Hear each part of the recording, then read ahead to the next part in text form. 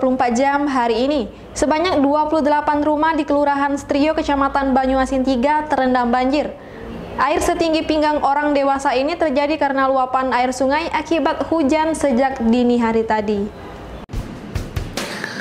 Petugas BPBD Banyuasin sejak pagi tadi melakukan evakuasi terhadap warga terdampak banjir di RT 19 Kelurahan Seterio, Kecamatan Banyuasin 3, Kabupaten Banyuasin. Banjir setinggi pinggang orang dewasa ini diketahui terjadi sejak dini hari. Setidaknya ada 13 kepala keluarga harus dievakuasi menggunakan perahu karet. Salah seorang warga, Hendra, mengatakan genangan air berasal dari luapan air sungai akibat hujan dengan intensitas yang tinggi sejak kemarin. Air mulai masuk ke pemukiman warga sekitar pukul 4 subuh. Beberapa warga harus bertahan sembari menunggu pertolongan dari petugas BPBD Banyuasin. Ketua RT 19, Ali Sardani, mengaku banjir kali ini merupakan bencana paling parah sepanjang tahun. Dalam bencana kali ini tercatat ada 28 rumah yang terendam banjir, terdiri dari 17 rumah di RT 19 dan 11 rumah berada di RT 11. Saat ini pihaknya sedang meminta kepada pihak kelurahan untuk dibuatkan dapur umum sebelum datang bantuan dari Dinas Sosial dan BPBD Banyuasin. Sementara itu, Kepala BPBD Banyuasin, Alpian, mengaku saat ini pihaknya sedang fokus mengevakuasi warga terdampak banjir. Setelah evakuasi selesai, pihaknya baru menyalurkan bahan makanan bagi korban terdampak banjir. Untuk tahun ini paling parah, paling besar banjir. Biasa-biasanya belum pernah lah ya? Biasa-biasanya belum pernah, paling kalau hujan deras paling tidak terlalu parah seperti ini. Ini penyebabnya apa ini, Pak? Penyebabnya hujan, Pak. Pertama hujan, kedua pendangkalan sungai. Jadi harapan kita, Pak? Harapan kita ke depan ini kepada pemerintah mengadakan normalisasi sungai maupun pembuatan turap. Reporter dan juru kamera Budi Alamsyah, palpres.com. Pemirsa, kawasan perumahan Grand Alvin 1 Desa Pangkalan Benteng, Kecamatan Talang Kelapa menjadi langganan baru titik banjir. Warga menilai genangan air terjadi karena sistem drainase yang tidak baik ditambah penimbunan tanah yang menghambat sistem serapan air. Warga perumahan Grand Alvin 1 Desa Pangkalan Benteng RT 014 RW 03 Kecamatan Talang Kelapa mengeluh sistem drainase yang jelek dan aktivitas penimbunan tanah untuk perumahan. Sebab warga menilai sistem drainase dan aktivitas penimbunan itulah menjadi penyebab banjir di perumahan tersebut.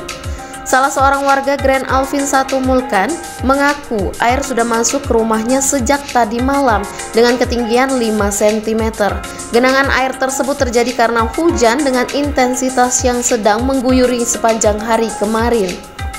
Oleh sebab itulah, dia sangat berharap agar sistem drainase di kawasan tempat tinggalnya bisa segera diperbaiki, sehingga tidak dikhawatirkan terjadi konsleting listrik saat banjir melanda. Sementara itu, Ketua RT 014 Hamka mengatakan, setiap kali turun hujan, kawasan tempat tinggalnya selalu tergenang air. Menurut dia, genangan air terjadi karena aktivitas penimbunan tanah untuk pembangunan perumahan yang tidak memperhatikan sistem drainase, sehingga setidaknya ada 5 rumah yang selalu menjadi langganan banjir. Reporter Sri Depi, palpres.com. Rumah korban kebakaran di Kelurahan Pasar Bawah, Kabupaten Lahat mulai direkonstruksi pemerintah daerah. Dalam rekonstruksi tersebut, setidaknya ada 62 rumah akan dikembalikan seperti semula dengan alokasi bantuan sebesar 2,6 miliar rupiah. Wakil Bupati Lahat Haji Haryanto secara simbolis melakukan peletakan batu pertama untuk merekonstruksi 62 rumah korban kebakaran di RT 3 dan RT 4 Kelurahan Pasar Bawah, Kecamatan Kota Lahat. Seperti diketahui, kebakaran di Pasar Bawah terjadi pada 15 Oktober 2020 sekitar pukul 3 sore. Rumah yang didominasi papan tersebut membuat api semakin cepat melahap bangunan. Wakil Bupati Lahat menjelaskan rekonstruksi dilakukan berdasarkan hasil rapat tim teknis bersama warga. Dari sini juga diketahui rekonstruksi untuk satu rumah dianggarkan sebesar 40 juta rupiah. Dengan demikian, alokasi bantuan untuk merekonstruksi 62 rumah tersebut sebesar 2,6 miliar yang berasal dari bantuan warga sebesar 1,1 miliar dan selebihnya dari APBD Kabupaten Lahat. Haryanto berharap agar warga bisa menjadi dan memelihara tempat tinggal mereka agar terhindar dari bencana. Pada hari ini kita meletakkan batu utama untuk pembangunan 62 unit rumah di masyarakat yang kena musibah kebakaran rumah.